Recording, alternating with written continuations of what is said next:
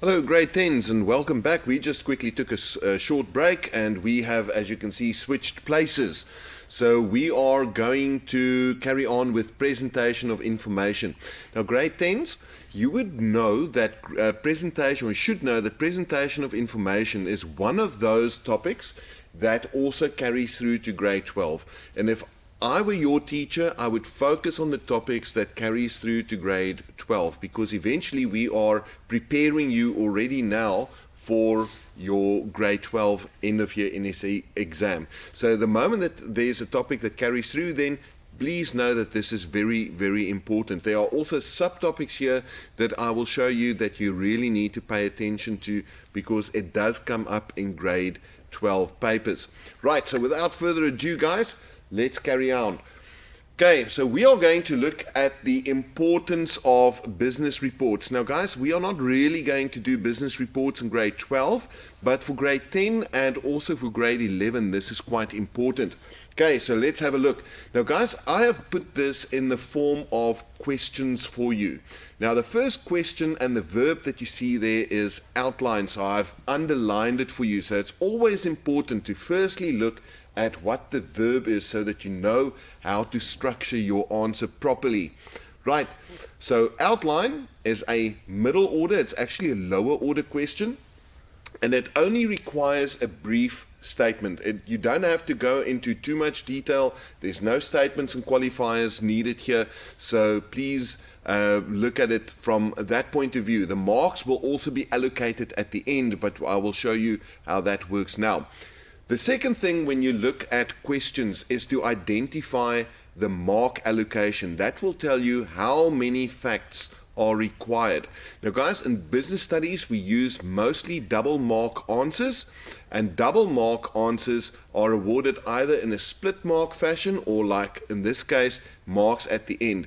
Only questions like list, name, and so forth is normally 1 mark answers. But the moment that it goes from outline, define, all of those things, double mark answers, so let the mark allocation guide you as to how much you need to answer. Right. The mark allocation, of course, in 6 marks in this case will require 3 facts. Now let's quickly look at those 3 facts. Right, a business report aims to provide a critical analysis of how the business is performing in all business functions of the organization. You can see the word in bold is the one that was left out in your booklet. Now, guys, the reason why we have business reports, a manager has employees working for them, he's not the person that's on the floor. How does the manager know what's going on in his or her department? They ask you to report on what you are busy doing and the challenges that you might be experiencing. Now, that report he reads, and if they can do something about it, they make changes and they make life a lot easier for the people working on the ground so that the business is more productive. The other alternative is I also forward this information on to my top management that needs to know what's going on in the entire company so that they know what strategic decisions they need to make. So business reports are something that you're going to come up with in your working life in a couple of years' time. All the time. We as teachers are inundated with reports on various different things, and the reason why we have reports is so that we can make decisions. Now, guys, the last point on this I want to make before I carry on to the next bullet. So you can even think of your own school report that you get. Why do you get that report? It is not just to say how well you've done and well done and all of those things. It's actually for you to measure your performance so that you can make decisions based on your performance. That is why you get it, and that is why a manager receives a report as well. Right, so let's quickly go to the next one. Business reports are used to guide decision making in the business. Now, guys, I've already alluded to that. Now, because time is of the essence, I'm going to go a bit quicker. Right, it allows the business owner and senior management the opportunity to investigate and solve any identified issues, which I've also already explained to you.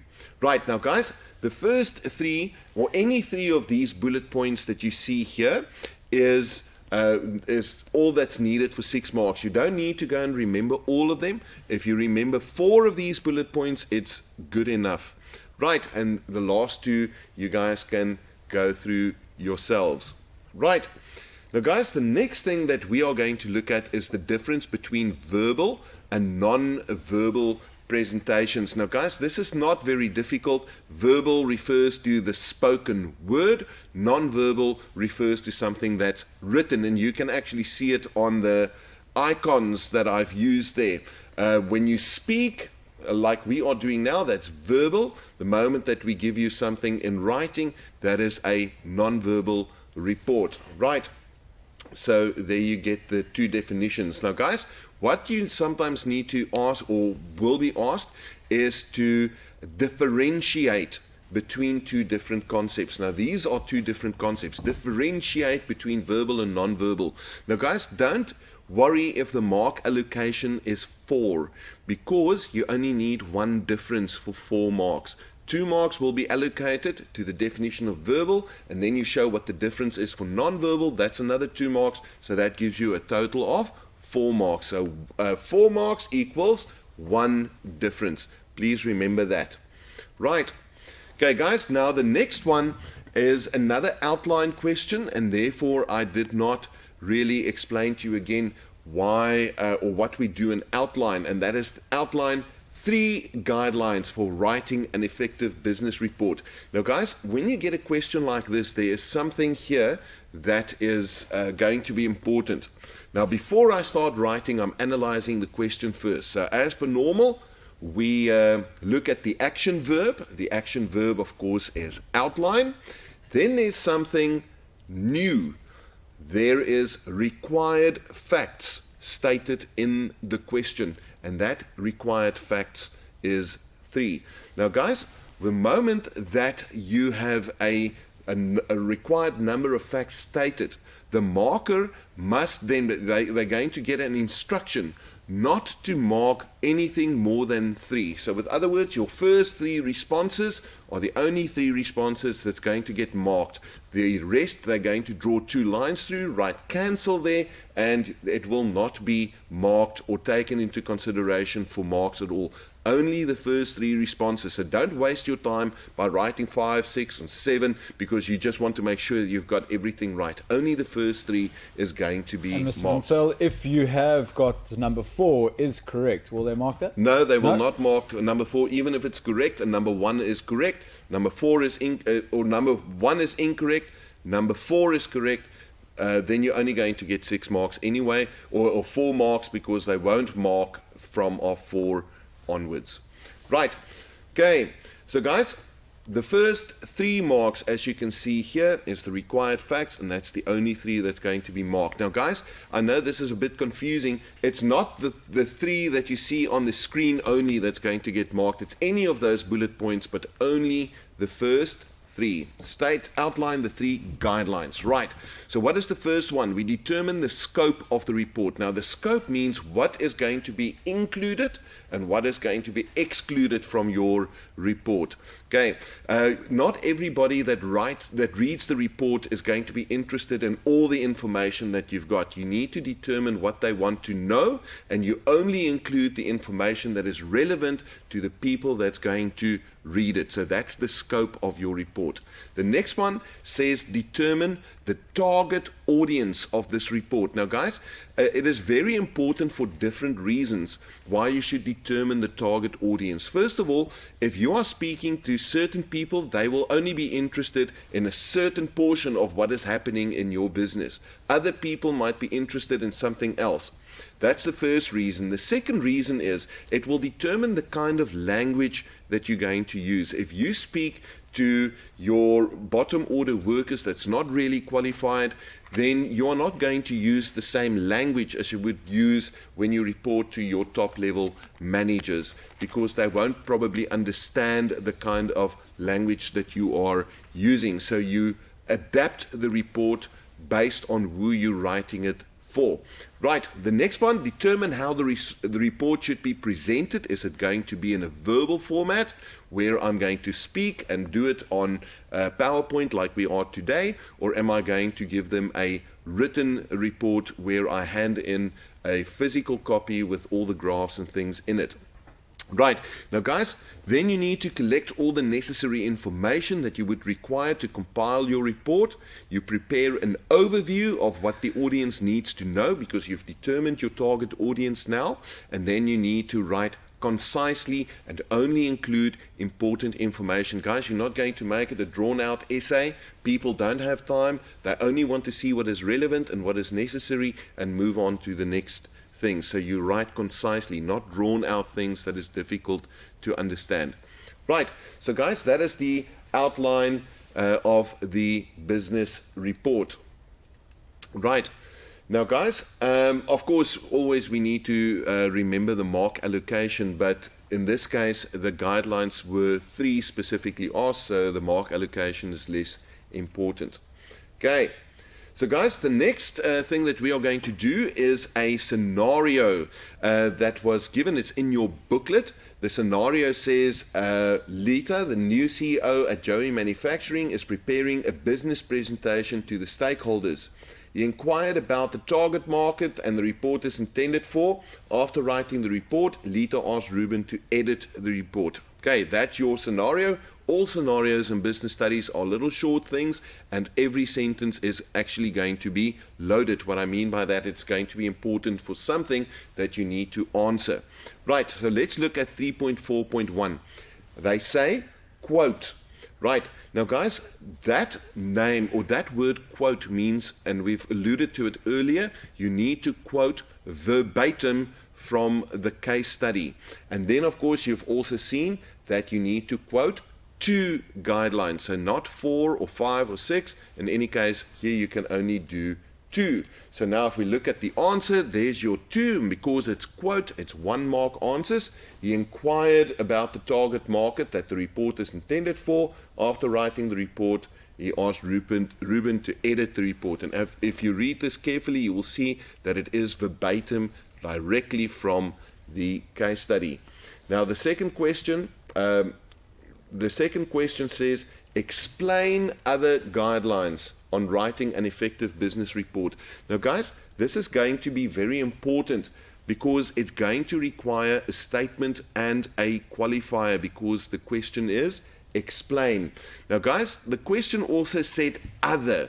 You cannot now use something that is related to the ones that you've already answered. You now need to give me anything else. If you give me the same quote or the same kind of guideline that you've just quoted, then it's going to be marked as a repeat. So you need to give me all the other ones. Right, so let's go through them.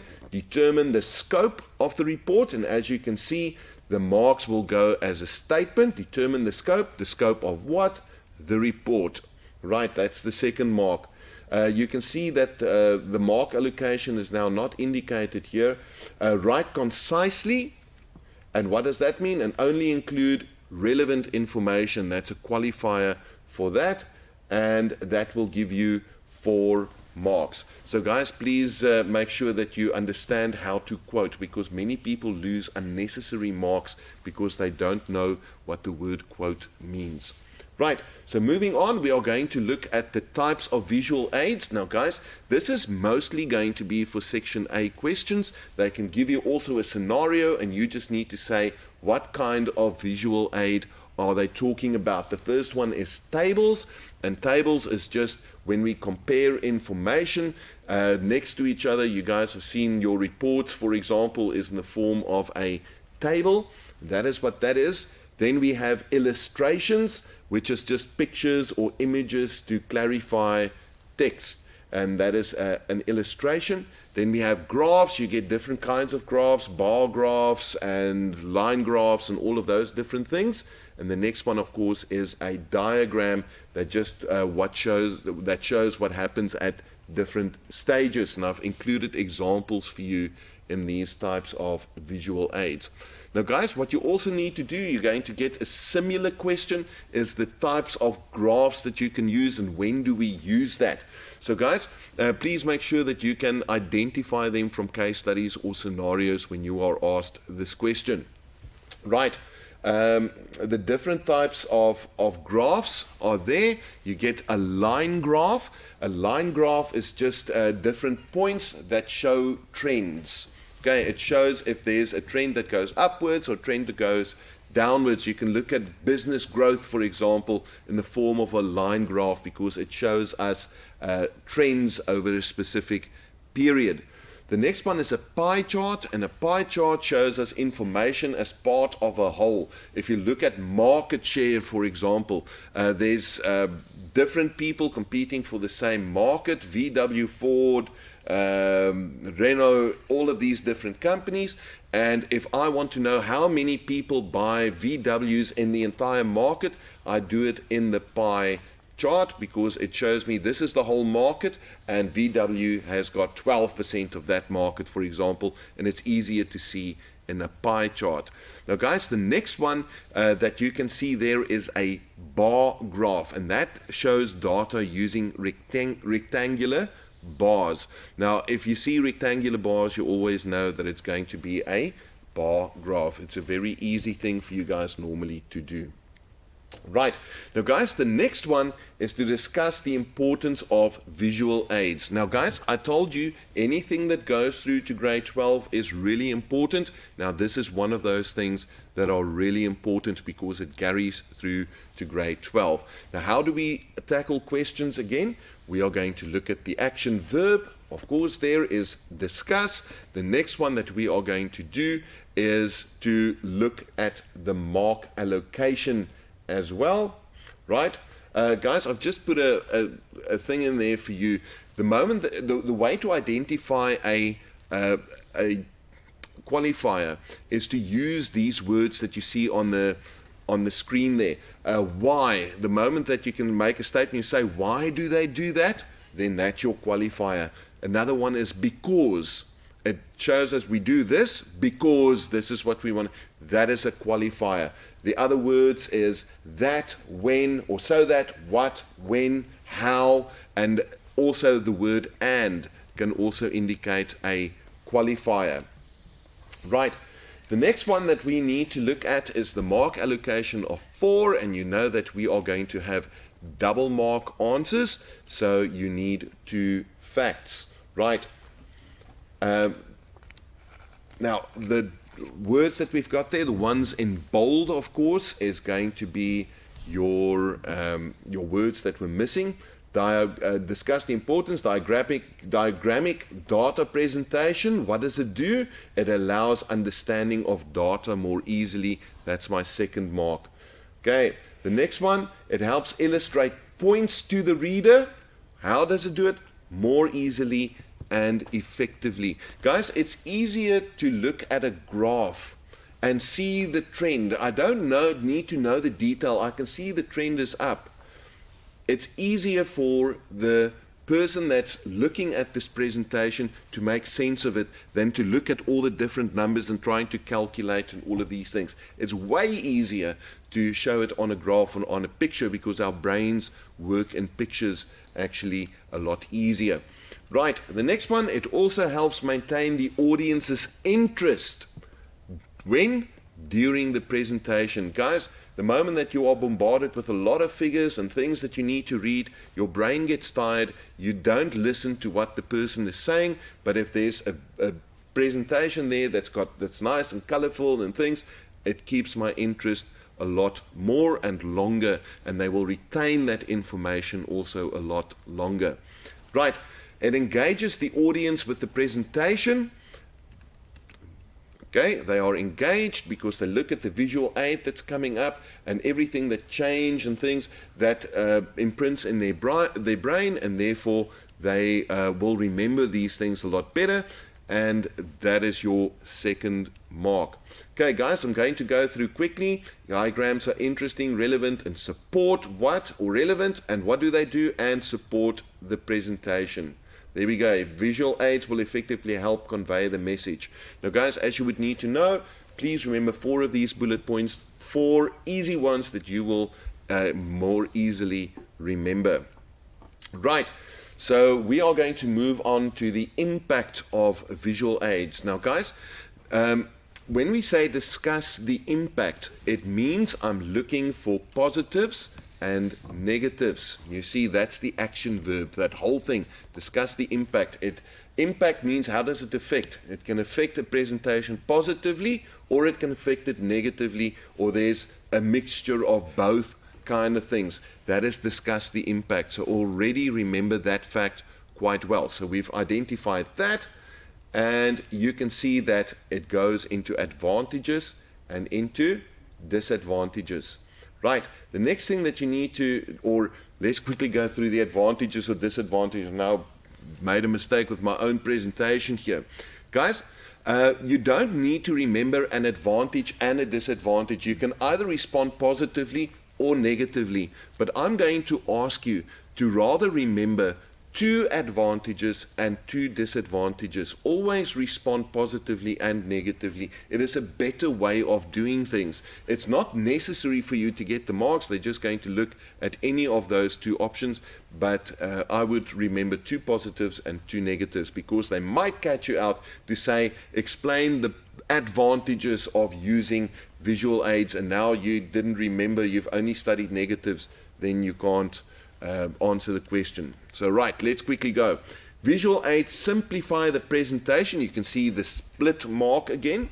When does it simplify the presentation? When using complex information. Right. The disadvantage, too many diagrams and graphs. What about too many diagrams and graphs? It can rather be confusing if we don't use it well. Right. Next advantage, graphs do not require much explanation.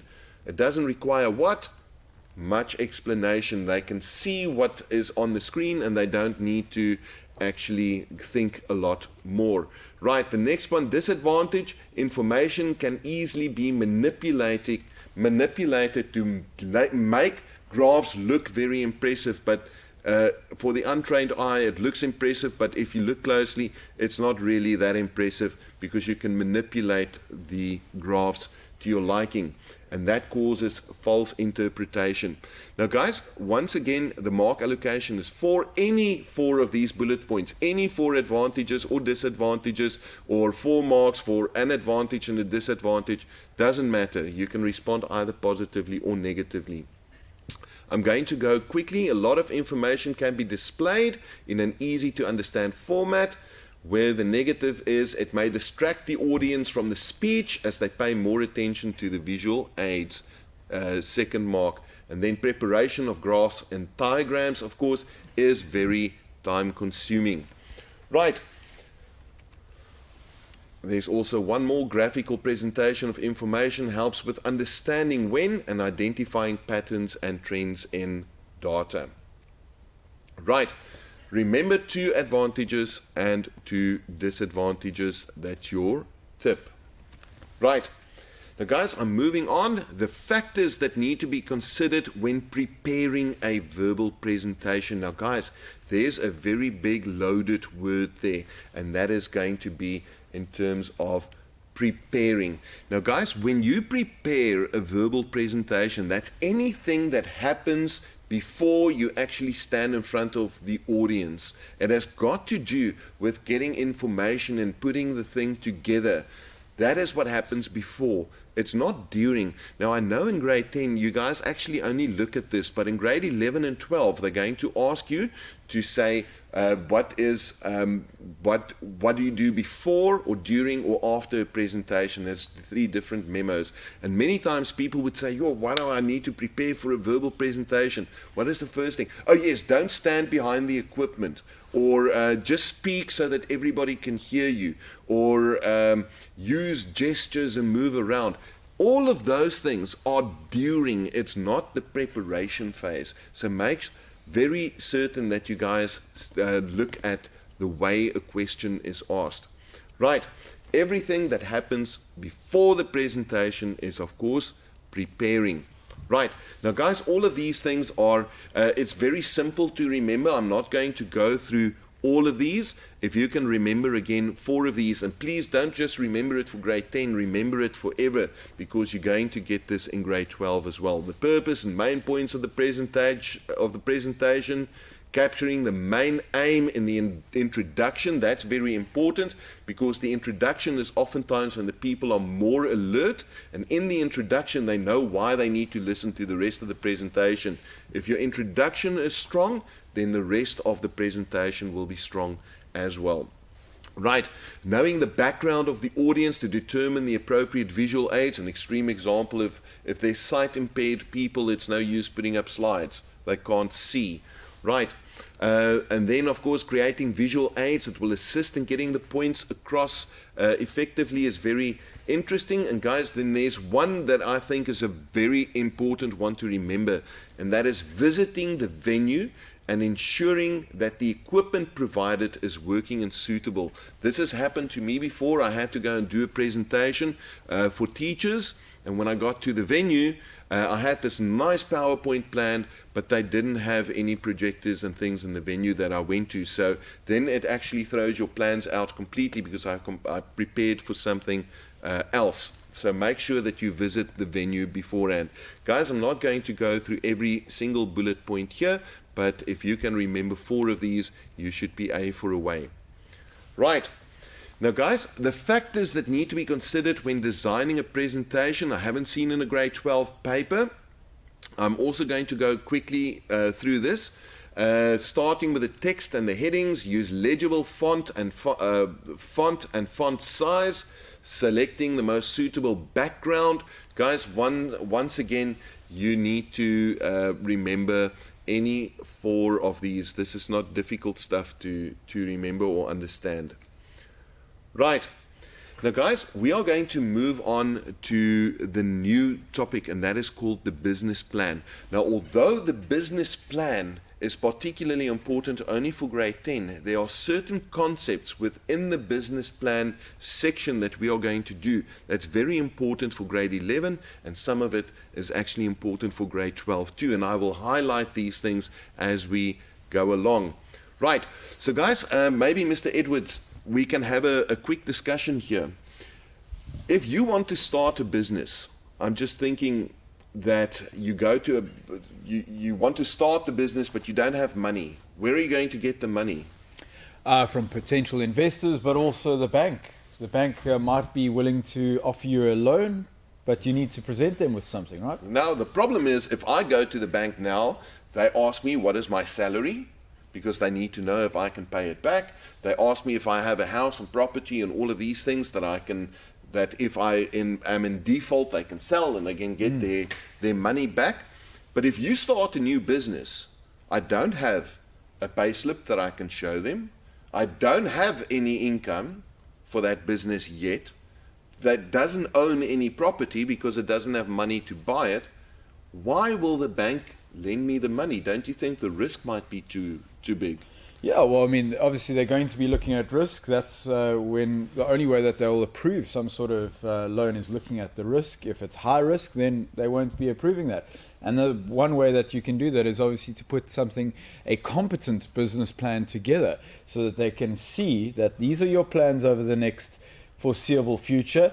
Normally they want to see short, medium and long term plans, and how you intend to pay that back. And if you, from the business plan, if they can see that your business is going to be successful, then they might be more inclined to approve that. Right. Guys, the reason why I'm asking Mr. Edwards this, he was in the banking industry for quite some time, so he knows how these things are actually put together. So, Mr. Edwards, my next question is, what will the bank be looking for? Because obviously the risk is, will they get their money back? Will you be in a position to pay them? So what do you think is important for them to know?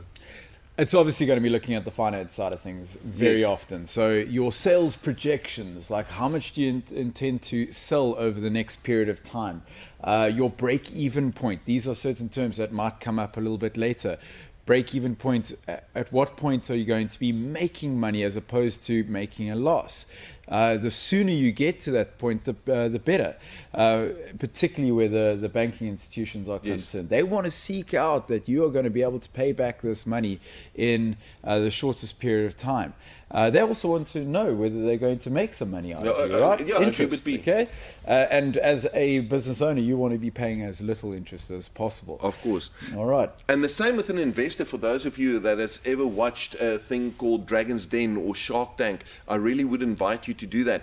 Eventually what those dragons or those people in the Shark Tank that wants to give the money to the new business owner, what they want to know is, what is the risk for me? Will I be getting profit back? Or will I just lose my money into a business that is not functioning? Now, guys, the reason why we have this kind of discussion is, with that in mind, you need to think about what a business plan is really for. It is actually to get money from either investors or from the bank. In very rare circumstances, an entrepreneur will go back to his business plan and go through it and make sure he's done it. They don't do that. It's mainly to make sure that they can secure finance. Right. Okay. So guys, let's quickly go through the business plan. The first one says advise. Now guys, advise is a verb that you had come across with Mr. Edwards' presentation. Advise means that you need to literally give advice, and you need to think clearly when you give advice. If you forgot the memo, please don't leave this blank. You can still give advice from what you've known. Just what we have spoken about is good enough, if you understand it, to put it down to answer this question. Advise businesses on the importance of a business plan. Of course, there's the mark allocation of 4. Now guys, I'm going to refer you to the memo to this question of 6.3.2 on page 32, because I'm building in all of these questions in the consolidation questions as well in the presentation. So please look at the consolidation questions 6.3.2. Right. Advise requires a fully explained answer, but marks are awarded at the end of the sentence, not a split mark. Right, so let's quickly go through that. You look at the mark allocation, of course, 4 marks, and by now you would need to know that the 2 facts will be required. A business plan helps entrepreneurs to set goals and objectives. That's part of the business plan that they would need to do, is where am I heading to? And always think what the bank manager might ask you. What do you want to achieve? How are you going to achieve it, and by when? Because they need to know if they will get their money back. Right, the next one, it can be used to attract investors and prospective employees. If you want to attract the best people to work for you, they also might want to look at your business plan and say, I've got security in the work that I'm going to do. I will not be out of a job within a year. So you might get good people that come and work for you. And of course, the investors are people that put their own money into this business, and they hope to receive a bit of a profit, but they need to know what the risk is. Right. The business plan guides the entrepreneur on the viability of his or her business plan. If they look at all the calculations, you can quickly determine whether this business will work, or if it is better to rather not spend money on taking this idea forward. And that is what viable means. Is it profitable? Is it really worth it to go ahead? That is viable. Guys, I'm going to go through the rest a bit quicker. It also helps the entrepreneur to identify problems. It evaluates the success of the business. Now, that is very important. Guys, how do I know if my business was successful? I've had a plan, and in my plan, I've put together goals. And that goal tells me where I want to be at a specific time. Now, let's say over a year I wanted to start making a profit. I can go back after a year and I'm going to check. Now, I've not made a profit. So that means something in my plan did not work. And that means I need to make changes. Right. And that is what that means. I use my business plan to measure my actual performance against the plan that I had. And the difference between the two either means that the plan didn't work or it did work. And if it didn't work, I need to make changes so I can get back on track. Right. It is essential when applying for financial assistance from investors or lenders, and that we have already explained to you. And of course, it also gives direction once the business is operating. Right, guys, I'm moving on. The next slide says list any 4 components of a business plan. Now, guys, we don't have enough time to go through every single component of the business plan. It is quite a large section of work, so we're only going to touch on some of these things. Now, the word list that you've got there, the verb list, means that you should only give a brief little, sometimes it's 1 word or 2 word things. It's not an explanation at all. It's just recall from memory, and therefore it is a lower order question. And in most cases, it will be 1 mark answers. List any 4, and you guys already know that if there's any 4, you can only list 4. You cannot list 5 or 6 or 7 or what. They're going to ignore that. And then, of course, only the first 4 answers will be marked. You can see that the mark allocation is also only 4. Right, 1 fact equals 1 mark. Now, guys, all of these, you can just memorize them verbatim. It needs a cover page. It needs a contents page. Executive summary. There's a load of things going to be said about executive summaries just now. There must be a business overview. And that 4 marks, of course, is the first 4 that we're going to mark. Any of these bullet points there you can have put in your first 4, but only the first 4 will be accepted. Right, SWOT analysis, legal requirements, your marketing plan, operational plan, financial plan. Many of these things we are going to touch on in this presentation today. Right, now guys, starting by one of the components is the legal requirements. Now guys, any business has certain legal things that it needs to do depending on the type of business that it is. You can see on the screen there, this is also in your booklet, you're looking at trading licenses, tax regulations, and any of those other laws that a business need to comply with. So guys, you can go through all of these things yourselves. The next component is a bit more important for me because it carries through to grade 11, and that is the marketing plan. Now, why is the marketing plan important? If you look at explain the importance of the marketing plan, you can see the split marking there. A marketing plan helps businesses to promote what? Products and services. Right. It is a process to understand more about what? About what the business customers need. And then there's a concept there called the target market. Now guys, the target market, if you look at cars, for example, the entire population that drives is the entire market. But we don't target every single person that drives a car. We have a specific individual in mind, or a specific type of person in mind that was going to buy my car. And that specific people that we are wanting to sell our car to, that is called the target market. If you think about, Mr. Edwards, if you're a student, which many of these people are going to be in the next 2 or 3 years, if you're going to be a student, you're not going to look at Mercedes-Benz. Mercedes-Benz is not going to market to you. Although you're also in the market for a car, it's not going to be a Mercedes-Benz. But VW will target you with something like the Up or Ford Figo or something to that extent. Now, that is the target market. Okay, if you guys understand that. Right, the business must conduct market research. That is very important. Why?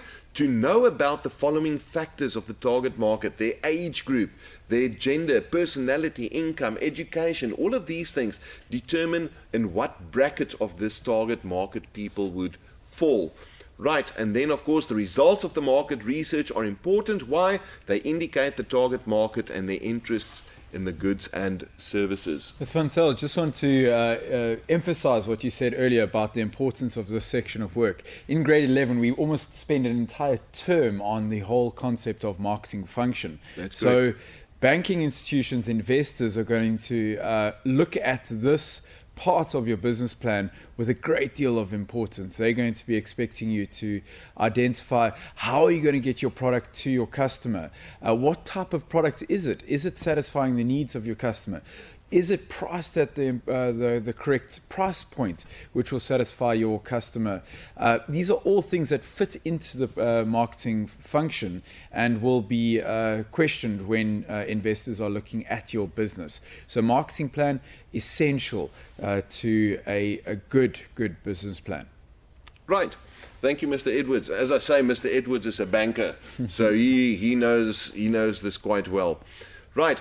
Okay, now guys, the next section for me is quite important, and that is called the marketing mix. And the marketing mix is also known as the 7 P's of marketing. Now, it has 4 main components and 3 auxiliary components, and that makes up the 7 P's of marketing. Now, when I wake you up in the morning, you need to be able to tell me what are the 7 P's of marketing, and that is the marketing mix. Mr. Edwards, in your classes, when you ask the learners a question, if you start this section, what is marketing? What do you think the answers would be? Advertising. It's advertising, absolutely. Now, guys, marketing is not just advertising. Marketing is actually a very broad concept. Now, the way I explain it normally, the word market refers to the place where the buyers and the sellers of goods and services meet. Okay, some people have a need and some people have a means to solve that need, and the market is where they meet. Right? It could be virtual or an actual place or whatever. Marketing then means to take your product to market, and there are certain things that you need to do in order to take a product to market, right? And we are going to look at those different things, right? Now, guys, when you take a product to market, first of all, you need to have a product, the physical thing or the service that will satisfy a need of the customer. That is my product. How do I know the customer's got a need? Because I've done market research. I've developed a product around that need to make sure that need will be satisfied for the customer and they will give me money in return.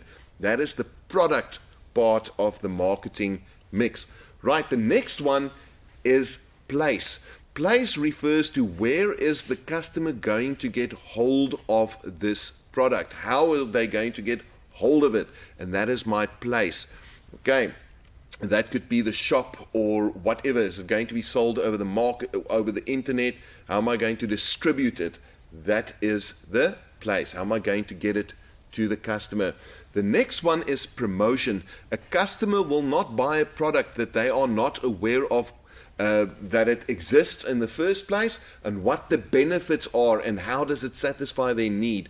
That I need to communicate to my target market. I need to tell them about this, and that promotion part is where advertising and those kind of things come in, and which people always associate with marketing. They think it's only about promotion, but promotion is making your audience or your target market aware of the product that you have available.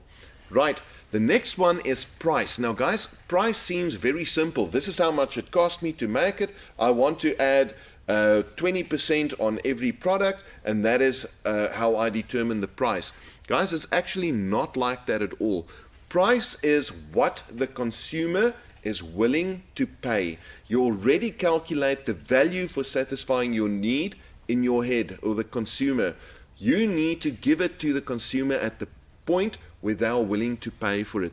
If the consumer is not willing to pay the price that will make a profit for you, or they are willing to pay a price for it that's less than the price or the cost to make the product, then it's not viable, because it will not sell. Price is a very emotional component, but in grade 11 we will speak a bit about price setting. Right, then we've got processes. Now, guys, process refers to all the marketing processes, how we advertise, how we communicate, how we do market research and all of those things. That is the processes. Now, guys, from here on, we are in the auxiliary phases. You see, product, place, price, promotion is actual the marketing mix, the 4 main components. The rest that we are doing here now is auxiliary. Right, the next one is the people. That's all the people that is involved in marketing this product, which can include your customer. It also includes all the people associated with your business and the product. And the very last one is the physical environment. Now, guys, this refers to the cleanliness of the actual premises and those kind of things. Is it inviting? Is it so that it's safe and all of those things? That is what the physical environment refers to. Now, guys, please remember the 7 P's, and that is the marketing mix. Right. Now, guys, here is a question on page 32 again. There's one on page 32 and the one that comes from this section in your workbooks. Identify elements of the marketing mix that applies to the below statements. Now we look at the first one. I have identified the word advertise. Advertise I associate, of course, with promotion. And then the next one, Zama Zama wholesalers employed skilled workers who contribute. Now I've identified skilled workers as people, right? And then Zama Zama wholesalers keep their goods in a secure location. Secure location, it is safe for the customers to go there. So I'm looking at the physical environment as the possible answer. Now, guys, you've also had on page 32 in the consolidation questions, the next 2 questions, same thing, identify the elements. The business is situated in a residential area. Okay, that of course refers to place where people are going to get hold of your product. Harry uses flyers to advertise his product. The word advertise is there, and of course again that refers to promotion. Okay, now guys, one of the things that you would need to do is only really applicable for grade 10, but there's an element of this when we are in grade 11, when we do or grade 12, when we do strategies, and that is strategies to overcome competition. Now, competitors are people that sell the same or similar products or meet a specific need or similar need for customers. Right. Now, how do I best them? How do I get people to buy my products rather than theirs? That is sell quality products and services, offer after-sales services. Guys, here you can actually think expansively, and please don't leave this blank. Anything that you can think of why a business can do something better than his competitor, you write it there, and that will be good enough for 2 marks. Right. Guys, the question asked you to eliminate that's in your booklets, eliminate the ones that are not a strategy to overcome competition. And if you can see here, promote inferior products, of course, cannot be regarded as a strategy to overcome competition. Then we also have deny customers after sales service, and the next one was sell products at the highest possible price to consumers. That's also not what we want to do. We want to offer them value. Right. Okay. Now, guys, Mr. Edwards have alluded to this a bit earlier. The financial plan is incredibly important for a business, and what your exam guidelines basically say you need to be able to do here is to draw up a cash flow statement and those kind of things. I doubt whether that's going to be asked in a test for you to do, but I'm going to go quickly through the gist of a financial plan. Right. Now, guys, the first thing is they look at the entrepreneur's contribution. Mr. Edwards, that's actually very important. A bank or nobody will risk their money in your business if you are not willing to put something in the 100%. Business, because then why, if you are not willing to risk, why should they? Yeah, so they'll be looking for some sort of deposit into your business. Absolutely, absolutely. Right, and then of course any other funding requirements that you might need, you need to include there your projected cash flow. Now, guys, a projected cash flow, of course, the business is only starting now, so we don't have real facts and figures. But through our research, we can make an educated guess of what our projected cash flow might look like in a year's time. This is especially important information for your financing options like a bank or an investor. Right. Now, guys, the questions that you need to answer, what the financial plan actually answers to the bank manager or to yourself: will it be profitable, or when will it be profitable? It is very important for the bank to know that they will get their money back in time. Right. Now, guys, this one I'm going to skip. We've already done a SWOT analysis. That's question 6.3.1. I am going to flag it for you as a possible memo that you may use. I've only used one example of each of these. You needed to give two: strength, weakness, opportunities, and threats. And you guys can pause if you want to mark. Okay, now guys, that brings me to our last topic here. I know I've gone through a bit quicker, but I think it is very important for us to make sure that we can get through as much of the content as possible. Now, we are going to speak about relationship and team performance. Now, guys, this section of work is actually only in term 4, and this is especially important because it carries through to grade 11 and 12. There's a lot of concepts here that you need to know very, very well. Okay, as an introduction, whenever two or more people come together and they collaborate means they are working together towards a safe goal, then we say that this is teamwork. For that to happen, they need to collaborate, work together towards the same goal. They need to communicate effectively, and they need to be able to be flexible. Now, flexible means I can adapt to changes often, and that is what flexibility means. And guys, the problem is teamwork doesn't come naturally for everybody. Some people are more individualists. They struggle to work in a team, but in some way or shape or form, we need to integrate everybody so we can, as a business, maximize the potential of everybody for our own profit purposes. It's very important. Right. Now, guys, you need to be able to define the meaning of business objectives. A business objective, of course, explains in detail the steps a business plan to take in order to achieve a specific goal. Now, guys, what that basically means, your goal is your bigger thing in the longer term, and in order to reach a goal, there's a group of objectives that I need to reach in order for me to reach a goal. That is basically what it says. Right, elaborate or define is a new verb. It's lower order, but we're still looking for a split mark. It usually will count 2 marks. Right, and now we're going to see it's going to be a split mark. A business objective explains in detail the steps a business plan to do what in order to achieve a specific goal. So guys, just please make sure that you understand all these different verbs. Right. Now guys, the benefits of teamwork is incredibly important for you to know. The benefits of teamwork is a favorite question that comes up in grade 12 quite often.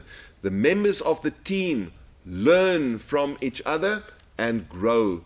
Right, they learn from each other, and I also told you, remember, for a qualifier, if you see the word "and," it's normally a good indicator that it's a qualifier. And grow. The team achieves more than what? The individual. Right, Mr. Edwards, have you ever heard of this term called synergy? Synergy, yes, I have come across the word before. Do you know what it means? Yeah, yeah. The ability to actually work together and achieve the goals to the best of the team's performance. That means that. Guys, synergy means that you look at me and Mr. Edwards, we work together. If I would do something on my own, there's a specific outcome. If Mr. Edwards would do something on his own, there's a specific outcome. We put the two together, 2 or 1 plus 1 gives me 2. But when we collaborate, we work together, then the outcome is higher than the sum of the parts. Sure. So with other words, instead of him putting on 1 and I put on 1, together, if we work together, we put on 3 or 4 together. That's synergy. Yeah. Now, guys, for businesses in the modern day, this idea of teamwork is ever important. There are many apps and things created to get people to collaborate, because that is the difference between whether a business makes profit or whether the business makes a lot of profit. It's got a lot of impact on productivity in a business. I can get a lot more out of the human capital if I can get people to work together. Right. So that is what it means. The team achieves more than the individual. Good teamwork helps businesses to achieve its objectives, gives employees more control over their jobs. The performance of all team members improves. Why? Because, guys, as we have said earlier, if we collaborate, we support one another. Where I lack in certain things that I'm not good at, Mr. Edwards is good in that section, and that is why it gives us a better result eventually if we work together, because we support each other. Right, teamwork improves. Teamwork encourages workers to increase their range of skills, to increase productivity, and teamwork improves effective communication.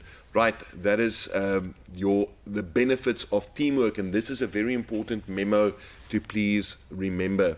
Right, suggest ways in which businesses can create an environment that enables teams to work effectively. Suggest, of course, is only marked at the end. Ensure the team clearly understands the business objectives. The next one, set ground rules for the team. Right. The next one says, establish team values and goals. Now, guys, that team values is very important. A value is about what we believe is true. A value is something that we ascribe to. We will do certain things in a certain way. I've got a high work ethic. Work ethic, of course, is a value. Now, guys, all of us in the team, in order to collaborate, work together, must share in the same values. Our values must be intertwined. It doesn't help if one person is a hard worker, and that's the value that we ascribe to, but 2/3 of the team are not ascribing to that value. Then there's no collaboration. It actually creates conflict. Right. Then, guys, also the first bullet point I forgot to mention, objectives. If we don't have a direction to move to and everybody pulls in the same direction, then you also don't have collaboration, and that means that we won't get any objective met at all. Right. The next one, consider each employee's contribution as valuable. Guys, everybody in a team must contribute. If we sideline certain members of the team, that means we are not using their talents to our advantage. So that is important, that every employee's contribution must be valued and encouraged for them to make a contribution, because otherwise I'm paying a person a salary to make no contribution at all. Right. Then the next one, be clear and specific when communicating to prevent any confusion. Right, you need to be really articulating and making sure through feedback that everybody understands what they need to go and do. And then the last one, encourage listening and brainstorming so that people can contribute effectively. Right. Then, guys, you also need to be able to speak about different relationships. You get two different ones. The first one is a working relationship, and as you can see on the slide in front of you, you've got there a workplace hierarchy that's in different levels. Now, guys, these are formal working relationships. You have managers and you have people that works under these managers, and those lines that you see as lines of communication and how instructions are given down to different people. Now, guys, that is working relationships. Right. The next one is interpersonal relationships. Now, guys, interpersonal relationships are relationships that's formed between employees in the workplace. Some of them are formal through the position that they have in the business, and mostly it is informal, like friendships and things that we form at work. Now, guys, the way we manage those different relationships is incredibly important, because they can either be destructive or it can be constructive. So it's very important that we know what that means. Now, guys, interpersonal relationships, your memo there says interpersonal relationships in the workplace refers to a strong association among individuals working together. And you can see the picture there clearly illustrates different people that communicate quite well. Right. Foster a culture of collaboration, open communication, trust, very important, understanding, and openness. Some of these concepts we will deal with in a moment. Right. Now, guys, something like this is also for grade 10. I haven't seen this question in grade 12. The importance of each individual in achieving business objectives, the quality of interpersonal relationships, impacts on the productivity of teams. How well people work together impacts on the productivity. If employees are skilled and knowledgeable, teams will be strong and efficient. Then great results can be achieved through teamwork. So it is important that a business creates an environment that enables teams to work effectively. Now, guys, that last bullet point is very important. Right. Now, guys, in every business, you want to say something, No, Mr. Edwards? all good, all good. In any business, there are factors that can influence how teams operate and the relationships within teams. Right. The first one is prejudice. Prejudice is my personal attitudes toward different people that we have.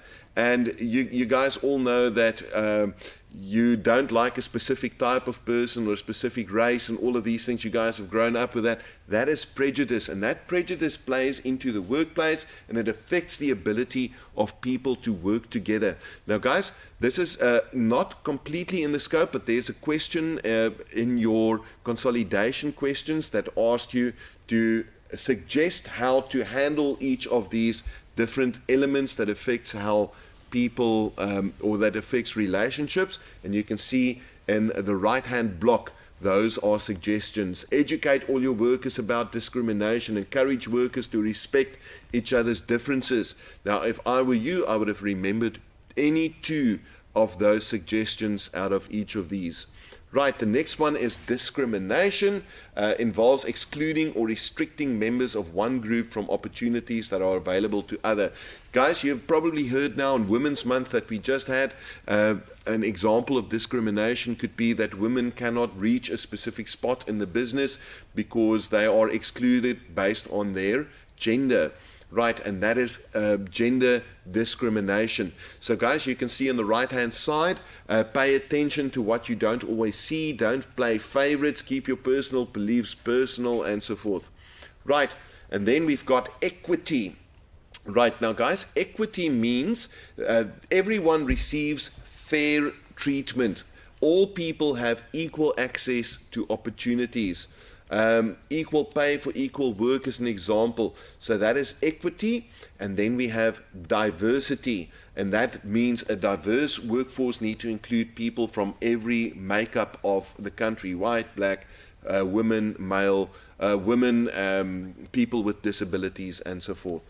Right, now, guys, there was a question there.